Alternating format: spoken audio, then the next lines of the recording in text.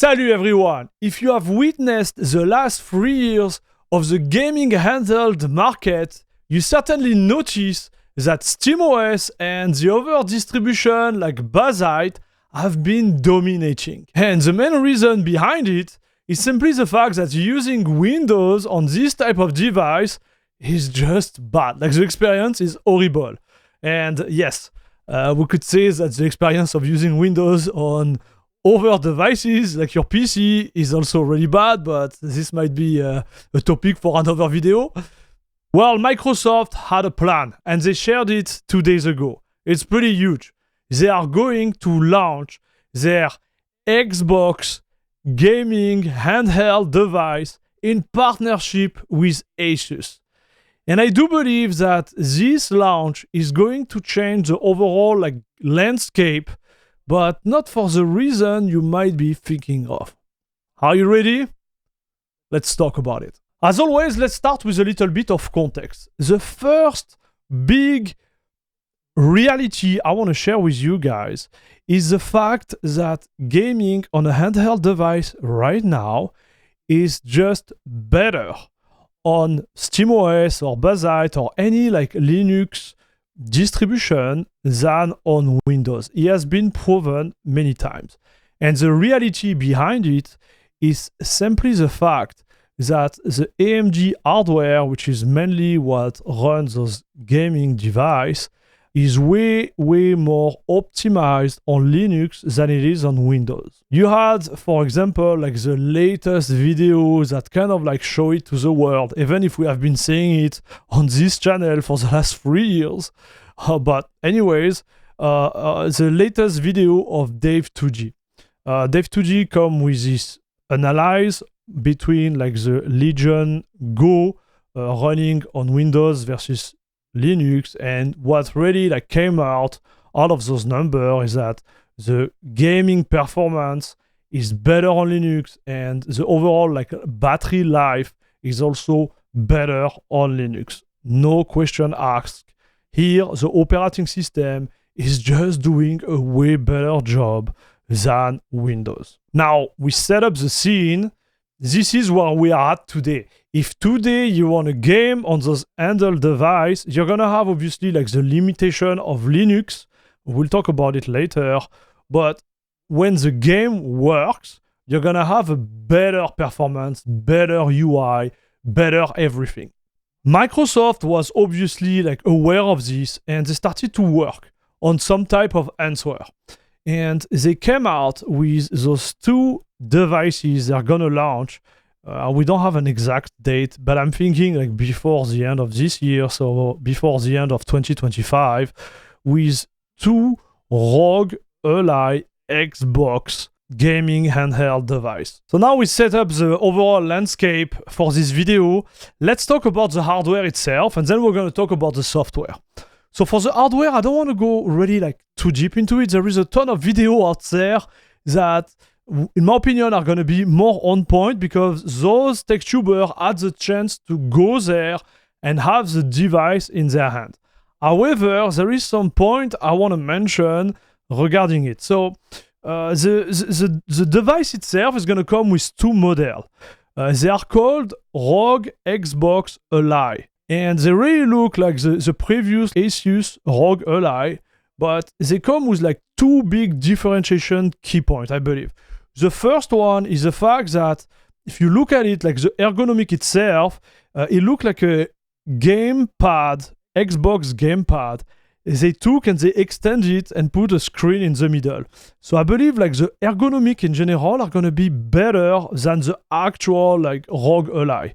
At least for people who love the Xbox gamepad. The other point is the apparition of this Xbox button on the top left of the screen. And we'll talk about it after, regarding the software, but that will be the big value added there, if I may, where you just press the button and you have access to some specific Xbox feature. This is what come out from the differentiation key from an outside point of view. Now, if you look at what is inside between those 2 models, There is a model which I believe feel like a little bit like outdated, the first one. This one has a processor which is the equivalent of the processor of the Steam Deck, which was released almost like 3.5 years ago. So you're gonna put like I'm pretty sure a substantial like amount of money on the first model just to have the experience of the Steam Deck. Experience, I repeat, you could have had for the last 3.5 years. So here I think like it's a weird approach. If I was in market for this type of device, I will totally avoid this specific model and I will go with the next one. So the next one, it's branded as Rog Xbox Ally X. So for the performance model, this is the way they word it, and it comes with the biggest, latest processor from AMD. I will put the link in the description below for all the name. But the idea is that you have the latest and greatest from AMD in this specific device. So that will be really the key differentiation between them. The second one has also a little bit more RAM and a battery which is like double the size almost as the first one. So I don't know in terms of autonomy what is gonna really land on, because I know those latest generation of AMD Ryzen processor are super power hungry. So I'm thinking like if you want to push the amount of FPS that this screen require, we're going to talk about the screen. I don't know already how long of a battery life you're going to get, and this is maybe the reason why they had to double the size of the battery. But yes, on paper it's better because you have a better battery. The other point which is common to both of the device is the screen. It's not an OLED screen. It's an IPS 120 Hz VR activated screen. So, man, this one I'm still like not super impressed by it. We are in 2025. Steam Deck is here with an OLED screen, which in my opinion is just awesome. As I've mentioned earlier, like this is the best screen in my whole house. Like I have a ton of screen in my house, but the Steam Deck screen is just the best. It's just crazy.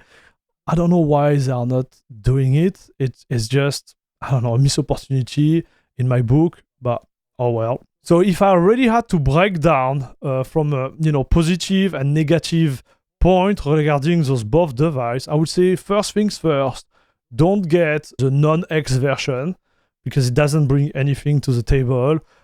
Just get yourself a Steam Deck with an OLED screen. I'm pretty sure with a refurbished opportunity out there, you're gonna pay it way cheaper than this one, and you're gonna have exactly the same performance. That would be my guess. Concerning the second one, which in my opinion brings a more value for this offer, I would say like in the positive bracket, I would say like the battery is definitely a plus because it's huge.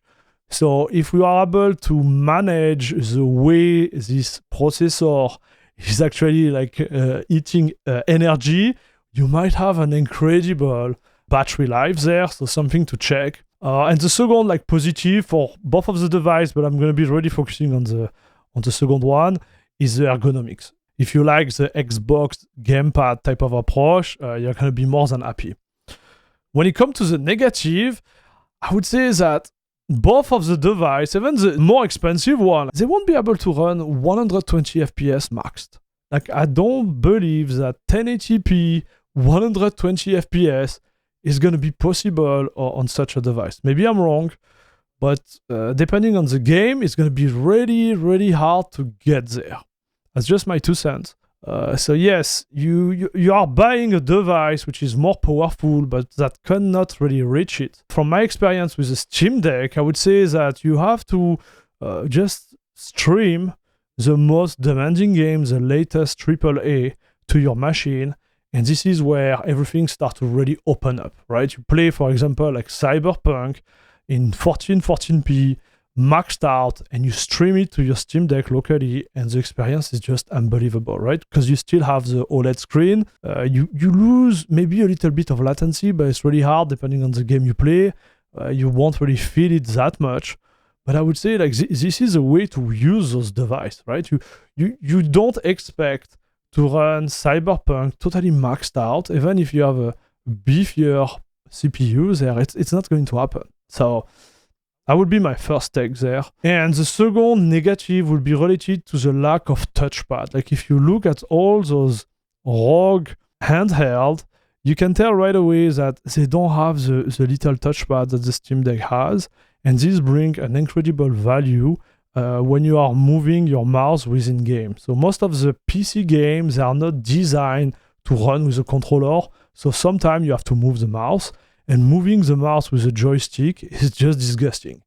So yes, here again, missed opportunity in my opinion. And the last one, I mentioned it again and again. I believe like the screen itself is subpar. I still want a OLED screen for the high end. And when you launch an Xbox branded device, you expect to have at least like a top-notch screen. And they are not providing it here. And when I say top-notch, I'm talking about OLED screen. This screen is certainly decent, but it won't reach the quality of an OLED. There is no question about it. Now let's talk about the software. I believe this part is the most interesting when you look into this launch.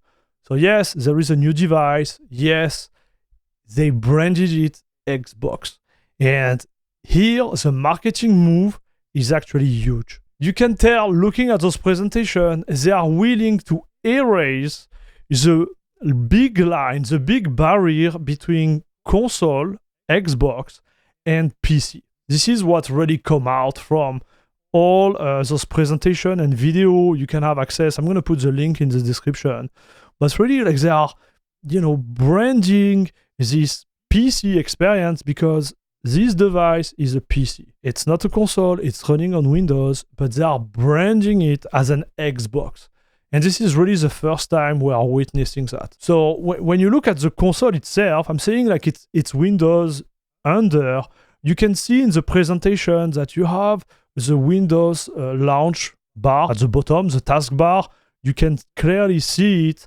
And it looks like what is happening, they launch an application, an Xbox gaming experience application, whatever you want to call it, on top of a leaned Windows. Like, I don't want to say that because people are going to be losing their mind, but it's going to be a non-bloated Windows apparently under it. So, this is Microsoft. I won't believe it until I see it. But apparently this is what it is. And it's not a pure like console operating system. This is Windows, non-bloated, really like skinned of everything with an application launch on top. And, they kind of copied like SteamOS. This is what kind of shocked me because when you press this Xbox button, well, you have access to what you would have on like SteamOS with all the settings, like the TDP management, the performance, and it kind of looks the same. So they did a pretty good job on this side, and I was actually like pretty surprised by how they were able to create something like that. So to resume it, I would say like they really put a lot of effort into the UI. And in my opinion, like it is a success. It is a success because looking at all the icon and the way you can move from one side to another, they got rid of all the bad experience related to Windows itself when you had to double click on a freaking console and opening stuff which are not related to gaming. They, in my opinion, like, and from what I saw, did a good job. But when it become even like crazier is the fact that they were able to implement within this gaming interface all the existing like store. They are willing to ship this console with Steam, with Epic Games, with GOG, like most of the big stores which are available through Windows, well, they are there and they are included within their Xbox big picture. Can I say that? But you get it, right? Like this specific like game bar Xbox Live experience. And this is, in my opinion, like the big differentiation point, the big value added versus Steam. This needs to be discussed. because the fact they are able to unify all those launchers and give an experience which is more seamless compared to SteamOS, in my opinion, is a big value added. And don't get me wrong, I don't like Microsoft, but by judging them on this specific work, they did a really, really insane job. So this differentiation point is going to be huge. From a user standpoint, who doesn't want to have to deal with switching back to a desktop to install, I don't know, Epic Games or GOG again or Battle.net, they have it included within the UI. So I want to see it again, but if they are already able to score it, I think it will be huge. It will be huge because SteamOS right now does not do it.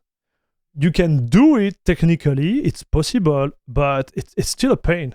It's not as seamless as having it out of the box. Now the other key point I think which are also important related to software is that they are going to implement some type of analysis like Valve is doing with a Steam verified type of game and all these different nomenclature related to gaming on this specific hardware. So here it's also interesting because they are kind of following the path of Valve, but they are doing with their own sauce. Where Valve, they had to do it because some of the games, they were just totally uncompatible. I'm thinking about Valorant, for example. They just want to continue in that route, but just to show that those games are going to be able to run within the realm of a gamepad, right? Like a console experience versus, a mouse and keyboard where, the UI would not be as friendly as if it was with a mouse and keyboard. So I think it's kind of interesting they are doing this because it kind of shows they are willing to take that direction. And I didn't expect that from Microsoft because they have been doing nothing for the last 3 years for this specific market. So I was kind of it's interesting. We'll see how they do, but it's definitely a big move. And the last one is the fact that most of the game, and they say it in the presentation, all the PC game are going to run on this device. And this, again, it's a big slap in the face for Valve because we know from a hardware standpoint and efficiency and performance, Valve with Linux is leading the pack. But when it comes to game compatibility, they are still struggling. There is a lot of games that you just cannot run on the Steam Deck. I'm thinking about the fiasco with Apex Legends. There is a lot of other games like Valorant, which is super popular, and all the other really competitive game like Call of Duty or all those games which are super popular and / competitive with a kernel anti-cheat. You can run them on the Steam Deck and on Linux by the same way. So coming strong with this type of argument, I think it's big. It's pretty big for Microsoft. So now you understand what it's all about. Microsoft want to get back into the gaming world, and they want to show that, especially in this specific market, that they can still do it. Because whether you believe it or not, when it comes to the handheld gaming market, Valve was doing an incredible job. And Microsoft was losing by a lot. They were not able to give any good type of experience. And I believe this is pretty big, chat. This is pretty big. So if you really want to go and go a little bit deeper and kind of compare what they are trying to offer versus SteamOS, I think the biggest point is related to the launcher and the fact that via their interface, if they are able to do it, you won't have to do any tinkering when it comes to install different game on different launcher. This, in my opinion, is huge. The second point, which I believe is really incredible, is the fact that by removing the barrier, I would say, between the console and the PC, you could be, in theory, able to play console port only on your PC. Okay, so this one, I didn't mention it earlier, but think about the launch of GTA 6. GTA 6 is certainly going to be available only on console first, and then they're going to be like porting it to PC.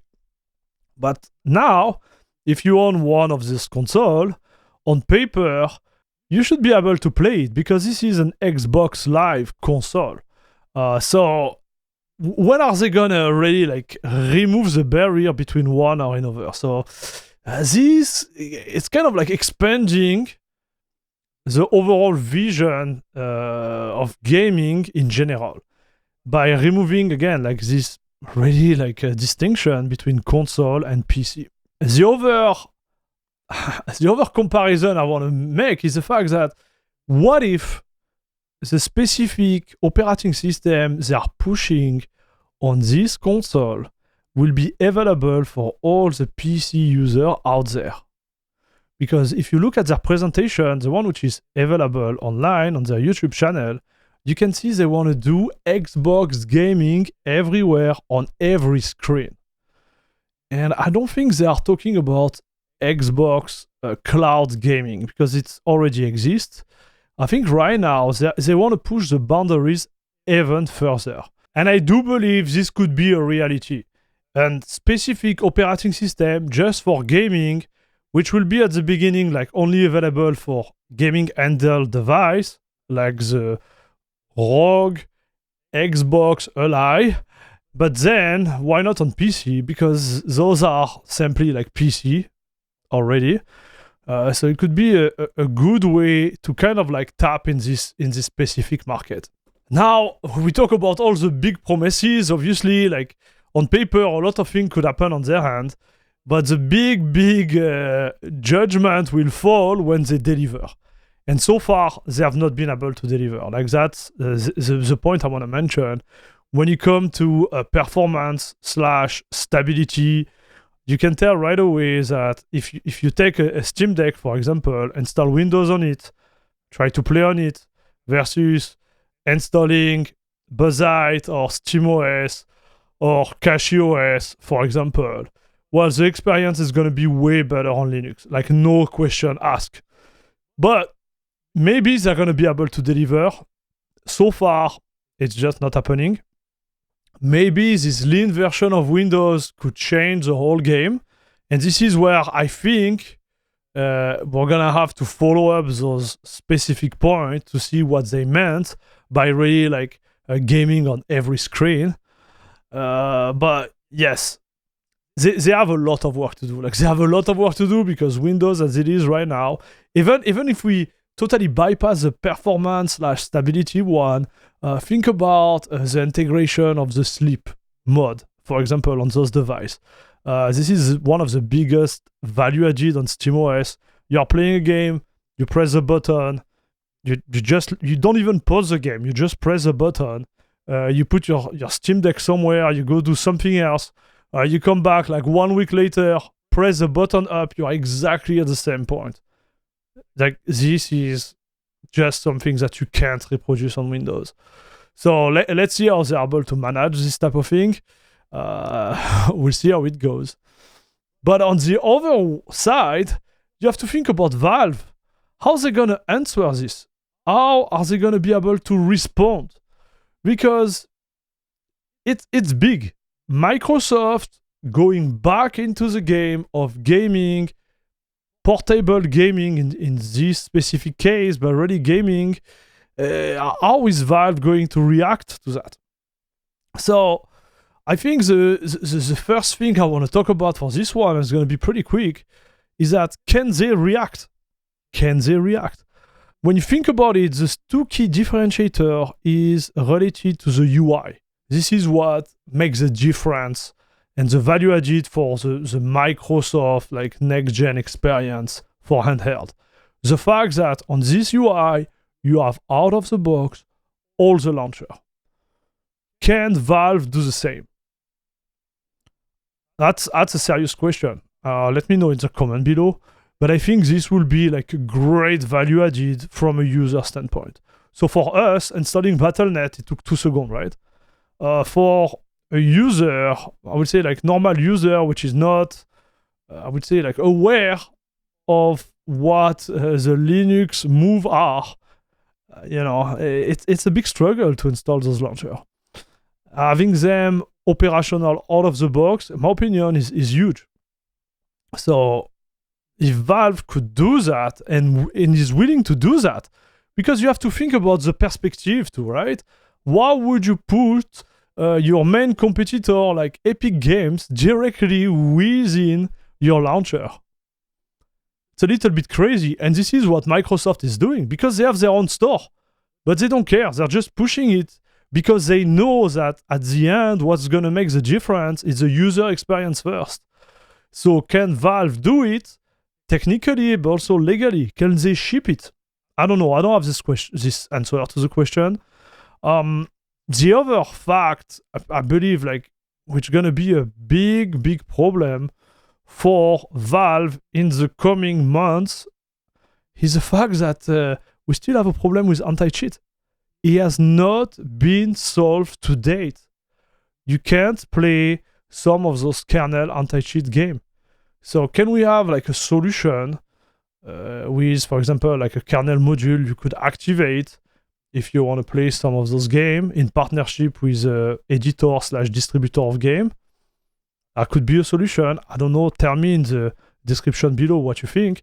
But there is a problem on the Linux side, and it needs to be solved. It needs to be talked about. We can just not say, oh yes, but those games are trash. They are full of cheaters, which is mainly the reality. But it's less appealing, right? It's just less appealing for most of the users out there. Fortnite is still pushing a lot of number out there. Call of Duty is the same. So if you don't propose them on your operating system, well, you are losing market share out of the box.